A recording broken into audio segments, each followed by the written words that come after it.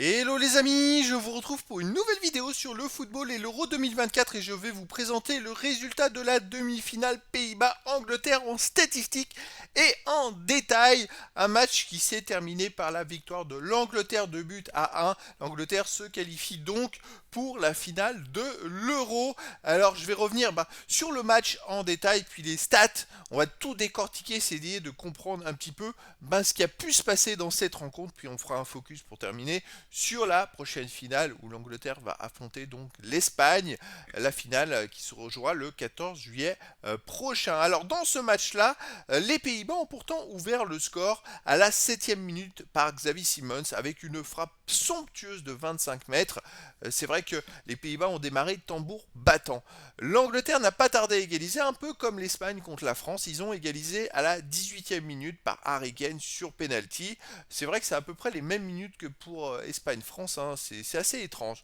Par contre, derrière le match a été très serré. L'Angleterre a légèrement dominé, on va le voir dans les statistiques. Et l'Angleterre, alors je pense qu'on allait vers les prolongations, tout le monde s'attendait à une prolongation.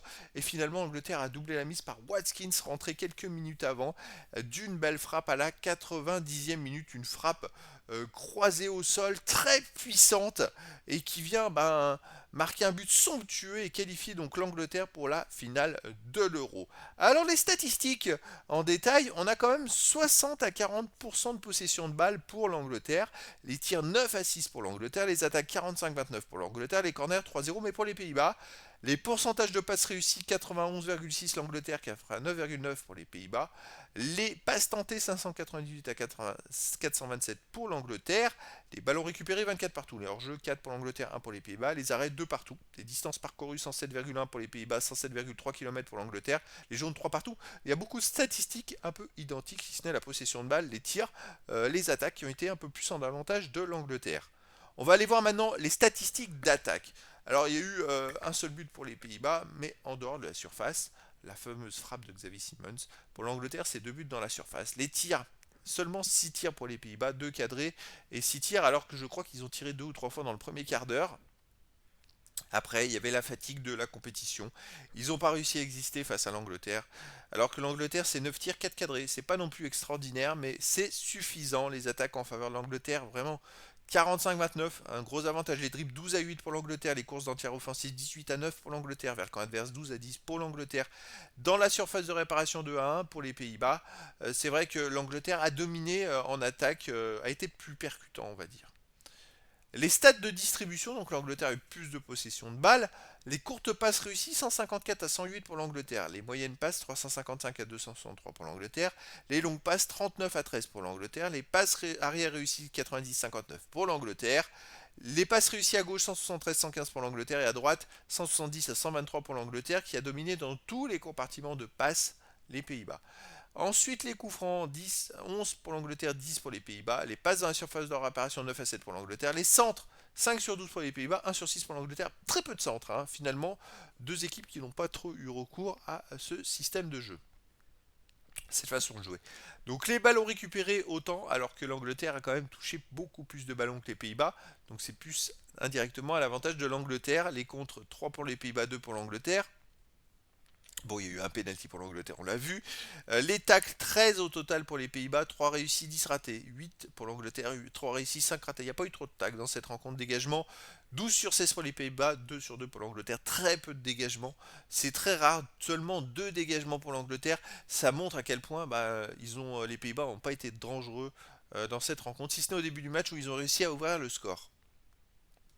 Les stats de gardien, donc 2 arrêts partout. Bon, c'est pas des stats extraordinaires. Ouais, je dirais que deux équipes, c'était serré, ça sentait la prolongation, mais ça sentait aussi qu'il y avait déjà beaucoup de fatigue. Donc elle mettait beaucoup d'intensité dans cette rencontre, mais la fatigue fait qu'ils n'arrivaient pas à créer des différences. Si ce n'est les entrants de l'Angleterre qui ont fait une grosse différence pour faire qualifier l'Angleterre. Les stats de discipline, 3 jaunes partout, 11 fautes pour les Pays-Bas, 6 pour l'Angleterre.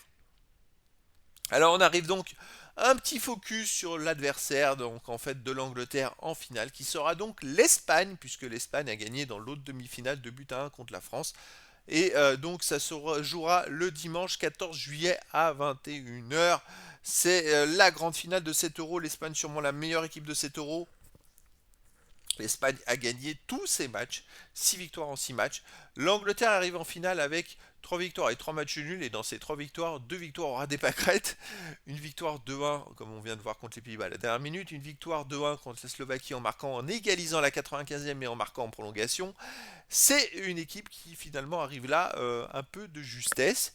Par contre, l'Espagne est arrivée en finale en étant la meilleure équipe de l'Euro. Vraiment, c'est clair, c'est l'équipe qui méritait vraiment d'aller en finale. Et donc ça va être un match somptueux les amis entre l'Espagne et l'Angleterre. En attendant, voilà, c'était un petit retour sur le match Pays-Bas-Angleterre avec toutes les statistiques. Le constat c'est qu'il y a de la fatigue dans cette compétition, que les deux équipes manquaient de jus pour aller faire des différences. En début de match ça marquait, ça allait. Plus le match avançait, plus c'était compliqué. Un peu comme Espagne-France aussi, hein. On sent que la compétition fatigue. Et c'est pour ça que pour mon pronostic final, je vous en annonce un ici aussi. Je vois bien l'Angleterre battre l'Espagne. Ils ont beaucoup plus de bancs, ils ont beaucoup plus de joueurs aguerris et on voit que ça fait des différences. Et c'est vrai que même avant l'Euro, c'est ce que je pensais. Voilà. Donc bah, les amis, je vous donne rendez-vous pour la finale qui se jouera le 14 juillet à 21 h. Voilà les amis, je vous dis à très bientôt pour une nouvelle vidéo.